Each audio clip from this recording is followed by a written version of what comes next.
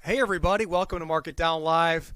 So happy you're able to tune in. You probably had your fill of the NFL draft. I mean, how many rounds can we go and really care about who our team picks? Pretty exciting, though, to have actual live sports, something new that matters on TV. But I appreciate y'all coming over here and hanging with me for a little bit. I got a fantastic interview with one of my good friends on the PGA Tour, Jason Bohn. But before we get to that interview, I got to talk about how excited I am that the golf course is in Wisconsin, where I grew up, opened yesterday. If you're tuned in from Wisconsin, I'm sure you got out in that 48-degree day and got some rounds in.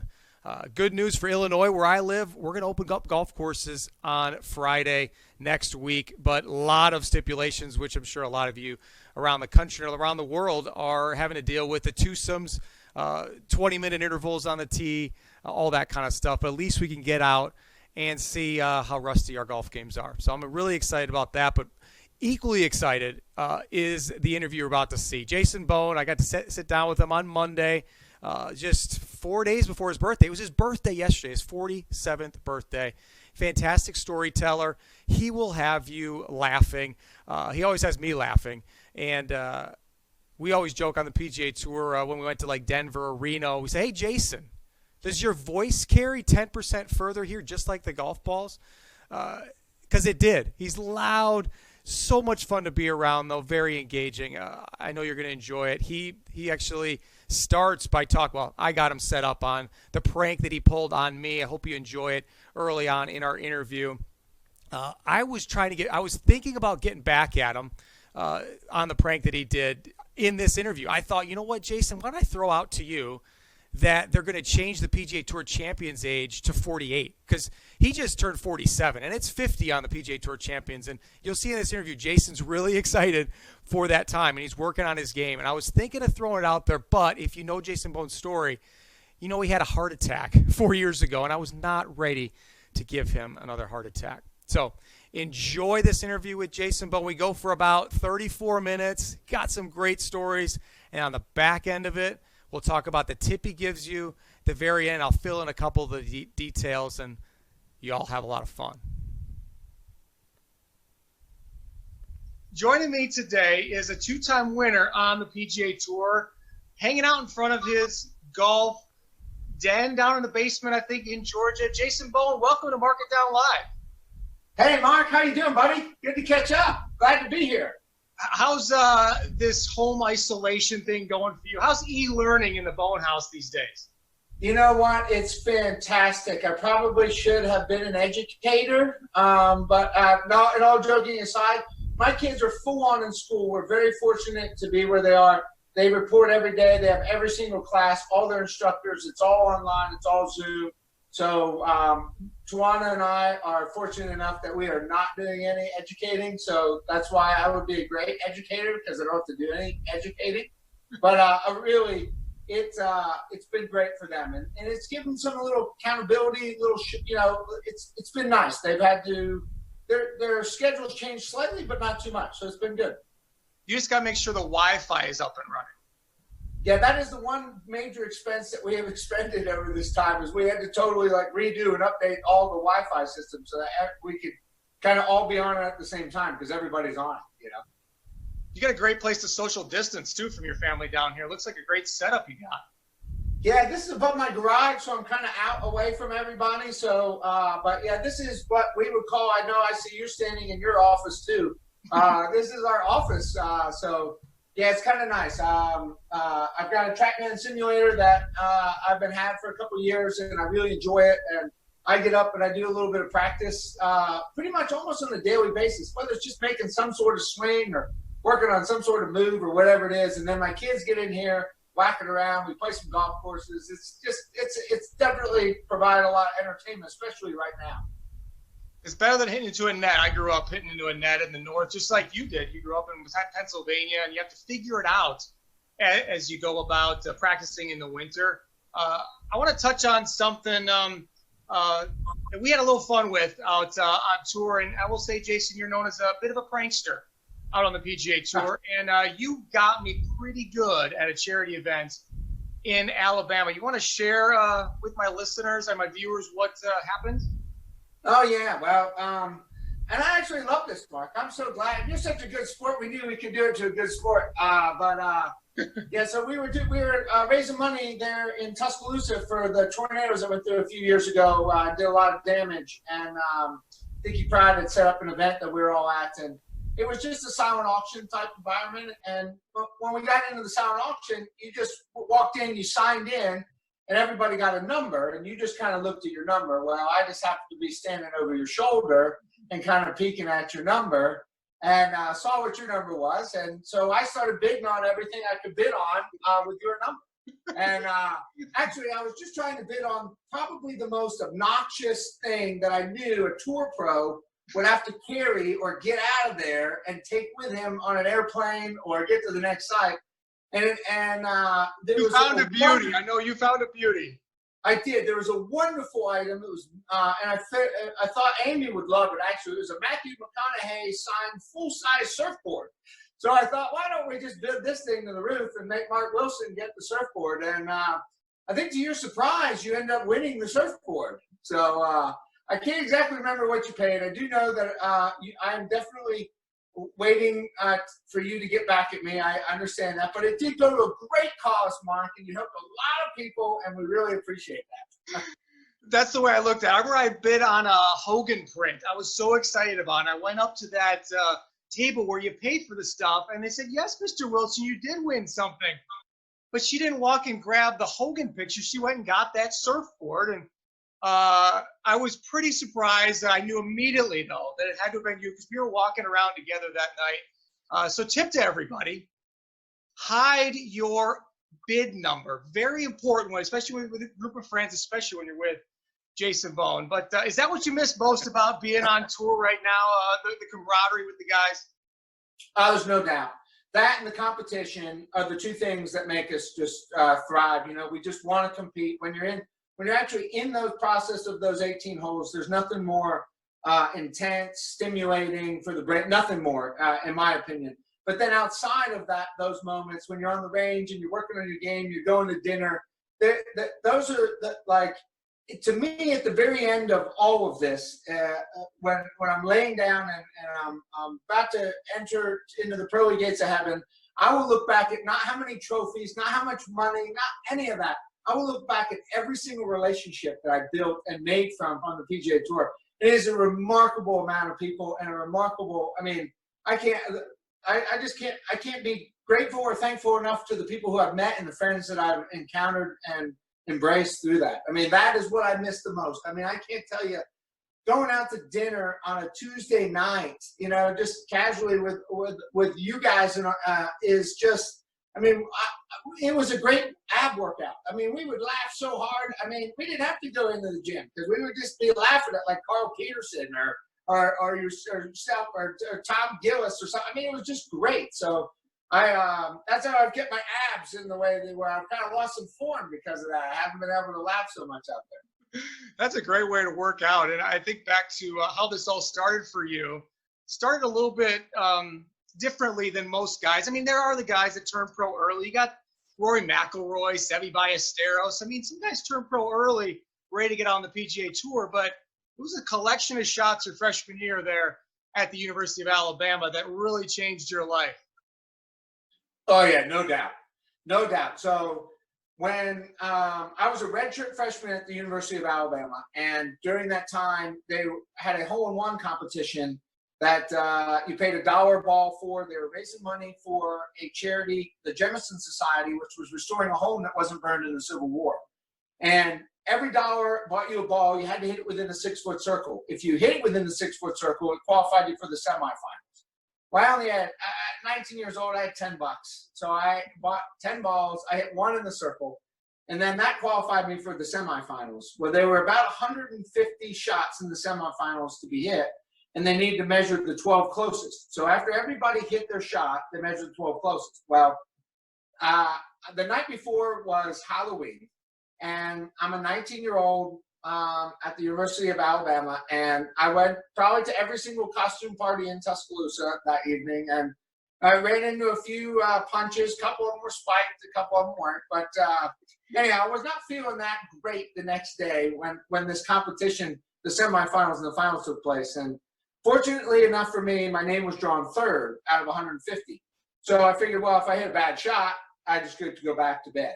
Well, that wasn't the case. I somehow skanked one up there to like 3 feet 8 inches, and I had to wait for the next 147 shots to be hit. But ended up being the third closest.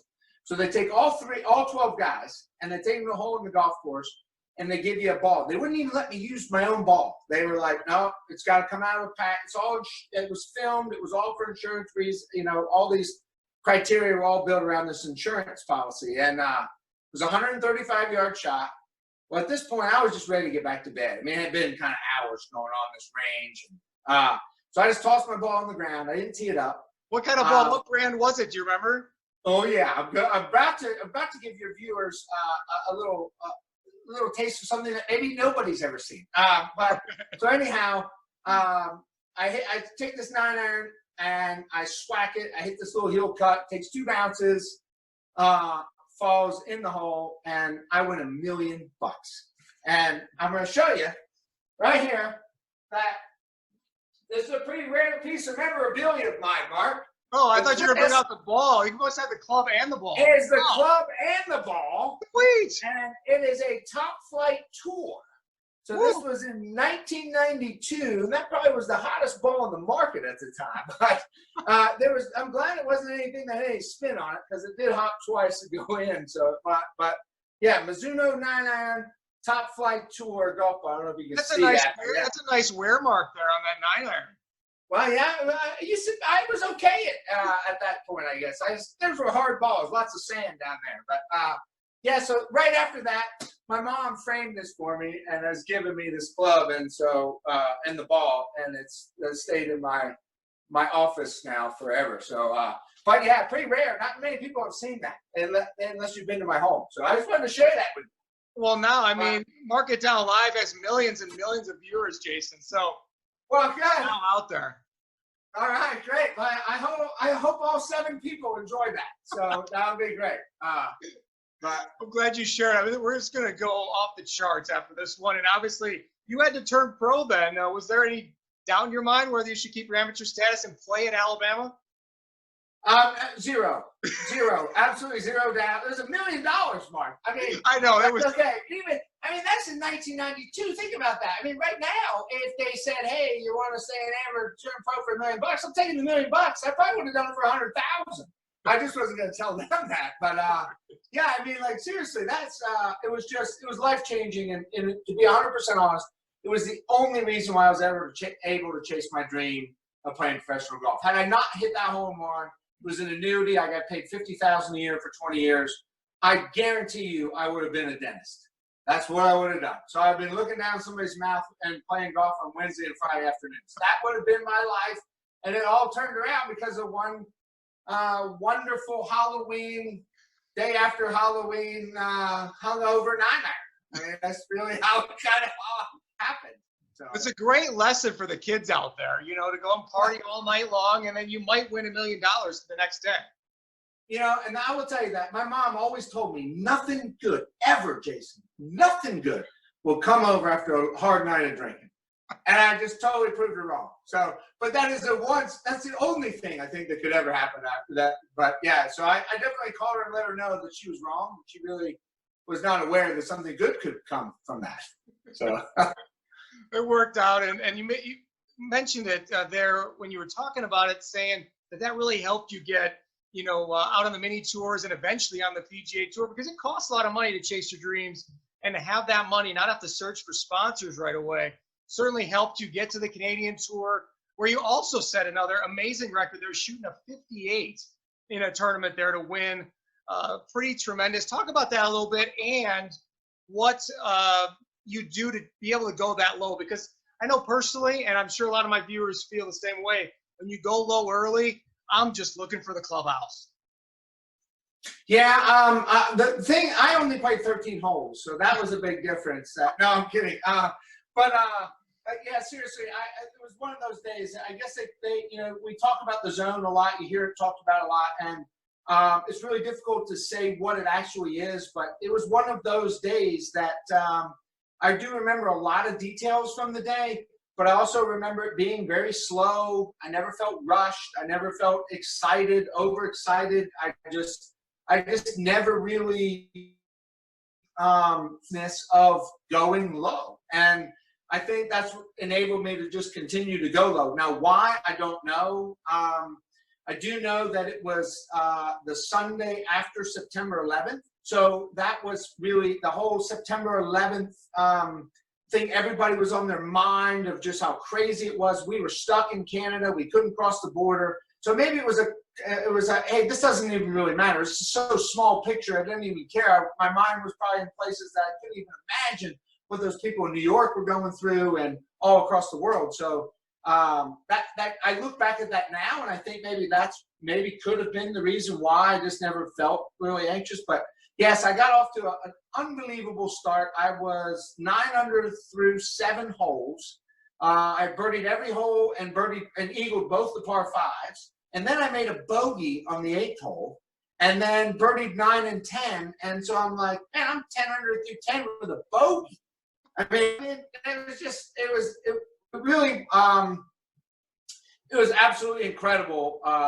And I'll never forget this, because the best part of it is, so I was always an entrepreneurial thinker of the sense of, okay, we're coming down 18. I'm not thinking about winning the golf tournament now. I'm like, ooh, man, if I make birdie, I shoot 57. Well, I'm thinking Canadian Tour, guys got no money. Like, I'm looking for sponsors. What about Heinz 57, man? I'd be carrying a Heinz 57 golf bag. I'd have it, all over, hat, everything. I was thinking, like, how am I going to parlay this into something? Be a catch-up guy. Yeah, I love it. Yeah, I'd be a great catch-up guy. It'd be awesome. But and so I'm sitting there, and my caddy, I hit this tee shot off. It's a par 5 too, which is great. It's par 5, and it's a reachable par 5. And I've got this old 4-wood in my bag to hit my second shot. And I'm sitting in the first cut, and I can't remember my exact yardages, but it was a very comfortable 4-wood right in the middle of the green. And there was a little creek that ran in front of the green.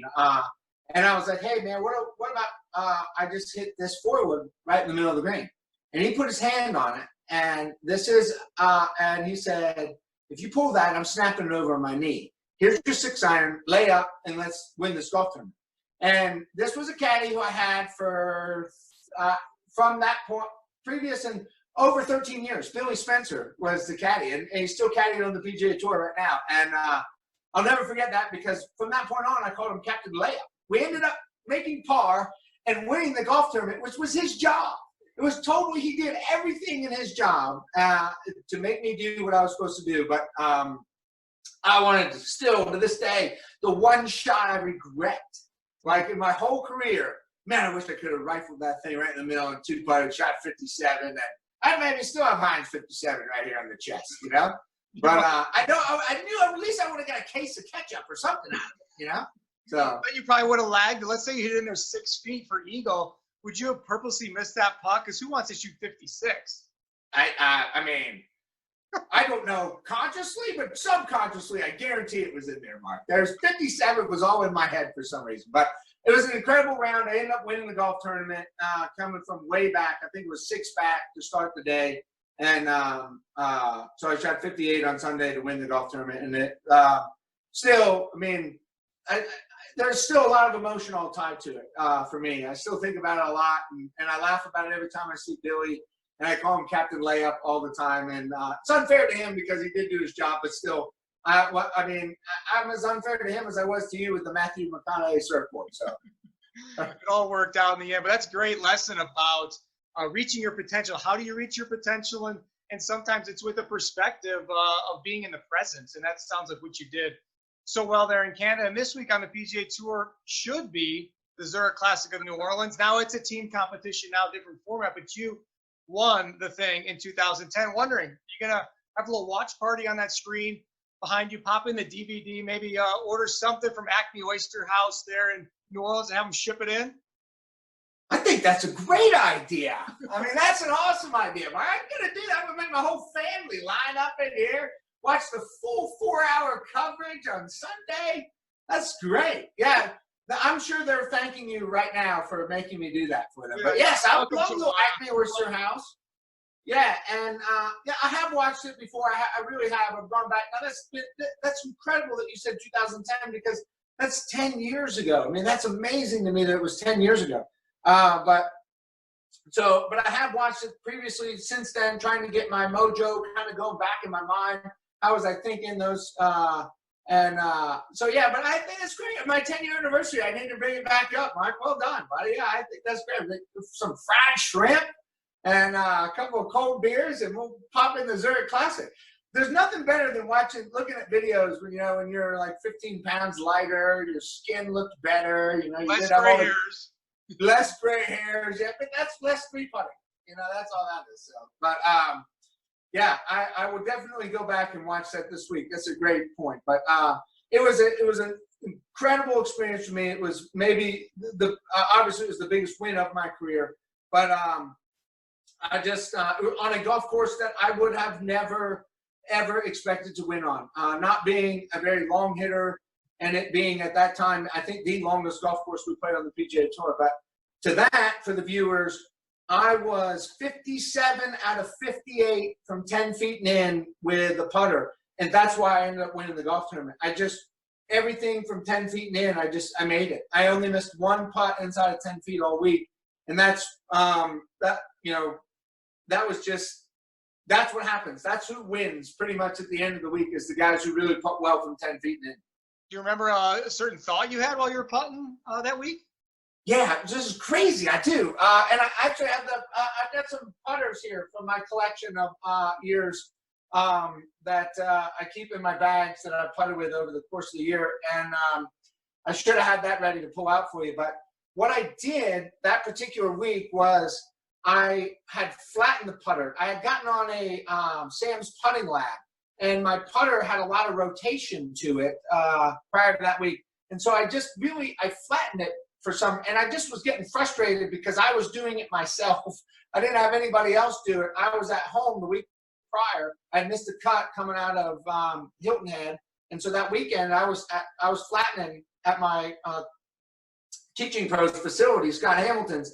And I just got it bent. I don't even know what the lie angle was, but it felt great because it was so different, right? It was really unique to me. So I felt like I had it felt flat, and it kept my face, what it felt like, stable. Might not have been, didn't matter. It just felt that way to me. And I made a lot of putts and felt really confident with it. If you have that feel, you just run with it as long as you can. And curious what you've been up to lately. I know you're going to celebrate a birthday this week, which is exciting. So you only got 3 years to go to the PGA Tour Champions, but you've been doing some commentary work for Sky Sports and CBS here soon. How you liking that? Yeah, I've really enjoyed that. It's been it's completely different than playing golf. It's so difficult, and that's the one thing that I give so much credit to the guys who go on and make careers out of broadcasting after playing, because it's totally different than golf. I mean, yeah, you're talking about golf, but I mean, you got people talking in your ear and from all over the place. And I've been fortunate enough to work a few weeks with Sky Sports, but think about that. Here I am, some redneck from Georgia, and I'm listening to a guy calling the show from London. And I can't tell whether it's Matt, John, Steve. They all have this strong British accent. Well, they all sound the same to me, and he's saying something. And they use different words than we use here, And I know I use different words than they do too, but I mean, I'm like, what was that? What do I need to do? You got to repeat? Hello? Waiting for them. It was great. They were awesome. It's a great organization to work for. I learned a lot of things about with just dipping my toe in this business in a very quick amount of time, and it was great. I mean, I really enjoyed it. Had a lot of fun. Got to do a couple of interviews afterwards with some guys who I had actually just teed it up with, within the past year with, and it was a lot of fun. So I really enjoyed that process. I did sign on to do a few weeks with CBS. That was all scheduled to come up this summer. But now with the rescheduling of the tour, I don't know whether that'll happen. I completely understand. All the talent hasn't been working. It's got to reshuffle everybody. Things are all going to transition. So I don't know whether I'll be able to do that or not this summer or not. But I was excited about that opportunity and just to see what it was like. I like being around the guys. I like talking about golf. And I mean, as you can tell, I like to talk. So, I mean, it's not really, sometimes they got to tell me to shut up. So if that is in your brain right now, maybe your subconscious is telling you, all right, Jason, pipe it down there. But I really would like to do it a couple more times and see if I could make something of it. What I've really enjoyed about the TV and radio is the team aspect of it. You know, yeah, we were out there with our caddy, and yeah, we had our wife and our parents kind of rooting us on. But when you got this TV broadcast you're working on, you've got so many people behind the scenes trying to make a great product go out. We're just one small variable in that. So I really like that. I never got to play on a Ryder Cup or President's Cup team, but it's kind of that feel, that team aspect of trying to get something great out. For sure. And it's a large team. It's great. And that was one of the things that we did at Sky Sports, which I thought was really unique. We woke up one morning when I was in Palm Springs and we hiked to the top of this mountain to watch the sunrise, all as a team. And I was like, wow, this is great. I mean, we're talking about audio people. I mean, not just the talent. It was everybody that was involved in putting on the show. And it was really, it was really kind of, I felt like a family when I was in there doing it. And you're so right. I mean, you have your family of golf when you're performing is very small. It's you and your caddy, you know, maybe your instructor or sports psychologist. It's not a large group of people that are all trying to put on and produce something. It's your little production. So you're right. I never really looked at it that way, but you're exactly right. What a great feeling that is to have that whole big team, big family. What we like to do on Mark It Down Live is get a swing thought from our guests, one that's kind of tops your list, something that really has worked for you over the years. Do you have like a holy grail, Jason Bohn, for your golf swing? Oh, man. So you're looking for Swing Thought 107B-248.2 then. I got that one. But, yeah, go through the roll. When I asked Carl Peterson this, he's like, Mark, I have 1 million. What do you mean? That's exactly right. I might have 2.5 million. I mean, no, but seriously, I think that there are some things, and it's kind of current. Like, it's kind of what you do, what you're working on in your golf swing. And I currently am still here in Georgia. Our golf is open. We are able to get out and play. The social distancing, there's no rakes. We leave the flag sticks in. The cups are, there's a little foam at the bottom of the cup.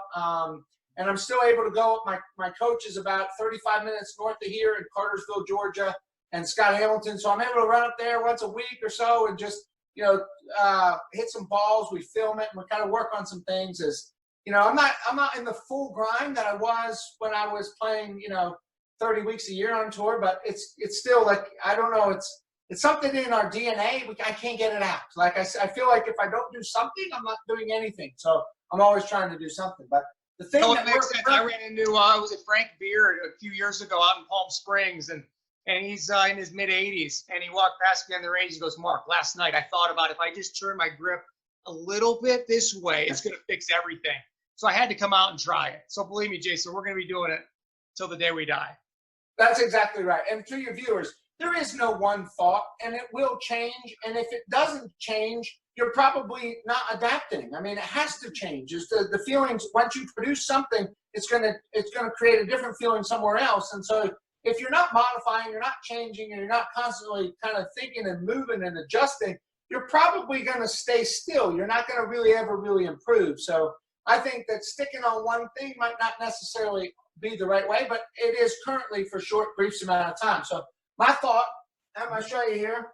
I don't know if you can still see me, but what I think that I do that's very poor that I think helps a lot of people in a lot of different ways is my thought is to create width in my backswing and depth. And there's two things that I think about this. And we had a great coach at the University of Alabama. He was not my coach, but he was there long before Coach Jerry Pate, Conrad Railing, God bless his soul right now. But he used to always say to us when we would come up to the range, he would say, you load the gun and then you shoot the gun.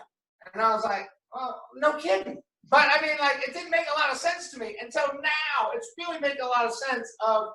So the way that I think about it is I think too many people want to load their gun way too fast. If you are actually going to load your gun and shoot your gun, the gun shoots way faster than it loads, right? We can't load it fast enough, but everybody tries to speed load a gun.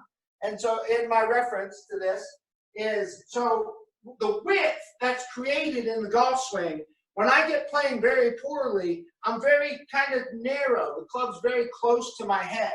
So, and that's typically because I try to load the gun too fast. And so there's some collapse. And so what I try to work on in my golf swing is what we call width and depth in the golf swing. So if I turn and load the gun at a good rhythm, now I can see how much farther the club is from my head. My left arm is kind of straight, and that is creating width, which allows time for the club to get back in front of my body so that I can continue the width on the other side, which is, I think, the easiest way to get your ball to fly the straightest, because you're able to control your face way more. Your face is able to be controlled. It's more stable the more width you have in your golf swing. So that's constantly what I try to work on.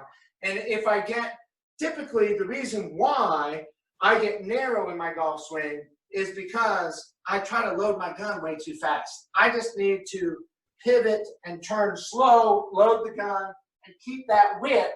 And then there's no, what I used to call bogey whip, because I would whip it so fast. If I whipped it back, I would whip it fast. And if I did that, I typically made bogeys. So that's why I call it the bogey whip. So it was, I think the best advice I can give a lot of people, and my swing thought and what I would move on to, is creating width. It's almost as though, and my coach Scott Hamilton told me the other day, when I'm at home here, I hit big punch shots, is what I'm feeling like. I hit big punch shots so that I'm width here, width there, width here, width here. And what I'll notice when I'm on a TrackMan or a device that will measure my face is my face becomes much more stable the wider that I am. And that face is really, I would say it's more than 75% dictates where the golf ball is going to go. That's all we care about, is where's the face pointing when you strike the golf ball. So that's my tip to your viewers. Try to get wide, create width, and you can do that very slow going back. The width going back, I mean, you have to stop to change directions.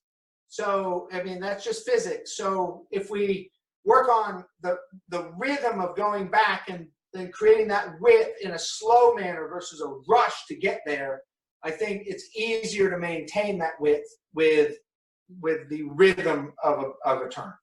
I had Larry Mize on a couple weeks ago, and he was talking about never being in a hurry to start down. You think about how amazing Larry Mize tempo, and you mentioned rhythm there. It's almost like if you're thinking about this width, you're doing a good job both ways. It seems like the rhythm's just going to happen naturally.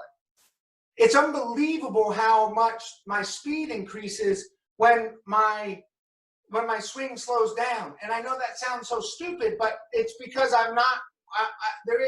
There's no extra movements. There's no like timing movements. If you create width and then the club starts to move back in front of you, you can just go and the speed is increased. I think all of the jerkiness and the whips and the bogey whips, all that does is make your body have to slow down and catch up to time it up, even with the greatest players in the world.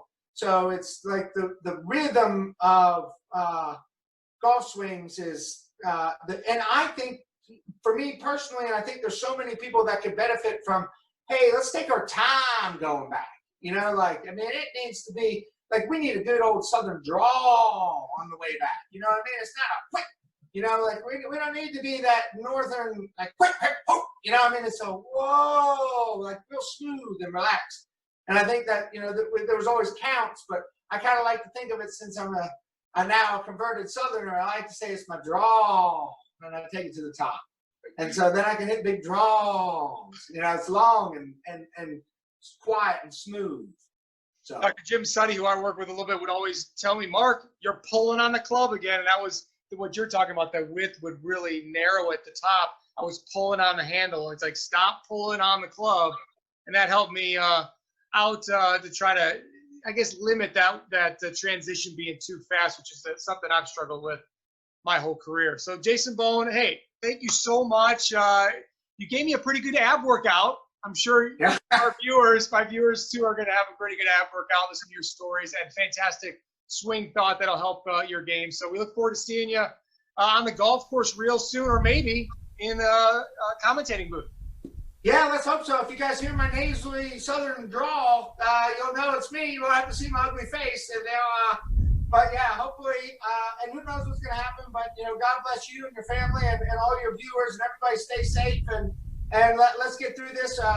We're a resilient human race. It's awesome what we come up with and how creative you are in doing something like this to get some feed out, to get some energy into people about golf and, just about life in itself. So I thank you for having me on, Mark. I really appreciate it. And please say hello to your family as we miss them very much. All right. Miss you guys too. And once again, happy birthday, Jason Bohn. Yeah, that's right, baby. 3 years, 4 days, 6 hours and 12 minutes away from pegging it for my first time on the old Champions Tour. I can't wait for that moment, Mark. I promise you that is something that I wake up every single day and strive to get better for that moment, because we are one extremely fortunate athlete to know that we get to totally regenerate and possibly potentially a whole nother career at a second point. It's very rare that you can be a rookie twice, and we have that potential to do that. And I just think that I don't know. I thank God every day for golf and for giving it to us, because it's been amazing. And I can't wait, buddy. I can't wait. I don't know if you can tell. I'm pretty excited about it. I can't really tell. It looks like you're dreading the day, but on that point, I got to get to practice too. I got 4.5 years and a few days and change to join you out there. So I'm going to get back to practice. I'm going to work on my width. We'll see you soon, Jason. All right, thanks, Mark. Hey, by the way, I'll check out all the golf courses and get all the great restaurants on the Champions Tour. So when you're there, we'll just roll right into it. You'll be ready to go. I love it. Look forward to it, Jason. Thanks again. Thank you, buddy. I'm hoping that the excitement of Jason Bohn just kind of jumped through the screen and is with you as well, because obviously we could have talked for hours. You could tell it was like a couple old buddies catching up, and I just scratched the surface with Jason Bohn. Some great stories. Hope you were laughing. I was laughing again hearing those recounted. The surfboard at the very beginning that he bought me through that silent auction, I was lucky enough that there was somebody else who was bidding against Jason that night who lost it, obviously, because I won the surfboard. He really wanted it. He had this whole ocean plan in his beach house, and he was standing right behind me in line, so I paid it forward right there. Here's the surfboard. Enjoy your Matthew McConaughey signed surfboard, and it's given us a great story, and I still got to get back at him. So if you got some ideas for him, why don't you tweet it to me and let me know how I should get back at Jason Bohn. He had a great thought for us in terms of width.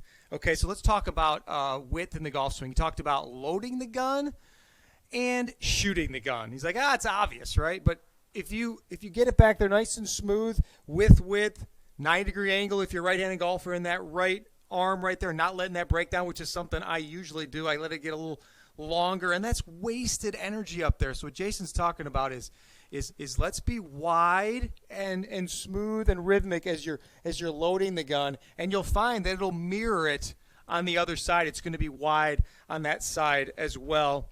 The rhythm should take care of itself then, like we were talking about. And you'll notice how I'm finishing more up here, nice and controlled finish instead of wrapping it all the way around. A lot less extra movement that could make some shots go astray. So load the gun, shoot the gun. I mentioned my teacher, Jim Suddy, there a little bit. He gave me this whippy club. Can you see this shaft? Yeah, so you have to be very rhythmic with this. You can't be pulling on the club like I talked about. If you pull on the club, my tendency was if I pulled on it, I'd whiff it, right? So I have to be really careful with my rhythm, with my width. At least I made contact. That one went a little bit right. But this was a very fun club to work on my rhythm for me. Let's try that again. It will look like it stayed inbounds, maybe.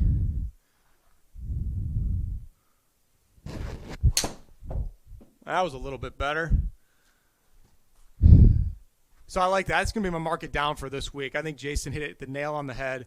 Mark it down, load the gun, shoot the gun. He talked about the Southern drawl, too, instead of maybe a New Yorker who gets in the elevator and keeps hitting the closed door, closed door, closed door button. No, let's be a Southern boy. Take our time, loading the gun, and then have the speed on the way through. Store all that up, and then shoot the gun with all the speed. Before we part, if you haven't seen the Golf Digest article about the difficulties that the PGA Tour is going to have, a lot of decisions that they're going to have to make to get the PGA Tour started here in about 7 weeks, fantastic article, worth your time. It's called A Stripped Down PGA Tour. No fans, plenty of questions. I read that this morning, and I thought it hit the nail on the head with all the different variables going in, down to even money, and trying to figure out maybe do we play for less in the purse so that the charity dollars aren't stripped completely from all these events.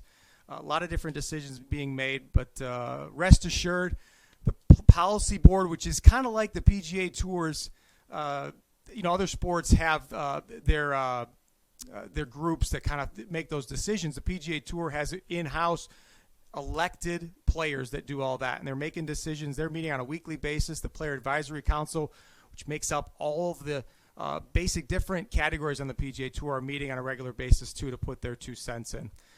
So excited for that, and excited for golf courses to be opening up once again. Got to plug my guest for Wednesday next week. Got a guy who won on the PGA Tour last year at the Wells Fargo Championship, and he's really taken to Twitter and has become a big voice there. He's very witty. He's been a very busy guy during this downtime doing his own podcast, and that's Max Homa. We sat down a couple days ago, had a lot of fun to talk with him. If you're looking for something to do tomorrow afternoon, him and Shane Bacon are having a rewatch party where they're going to rewatch Tiger Woods' win at the U.S. Amateur against Steve Scott in 1996. So that'd be something cool to tune in. And then next Wednesday at 6 p.m. Eastern Time, I'll have Max Homa on with me. I'm off to be part of a couple birthday party parades. I'm sure you've done a few of these. We actually had it work out beautiful this week. We got one for one of our friends, for the adults, and then one for one of my son's friends, and they're like one block apart at the same time. So we can hit both of them, no problem. I hope you all are staying safe, and we'll see you next week on Mark It Down.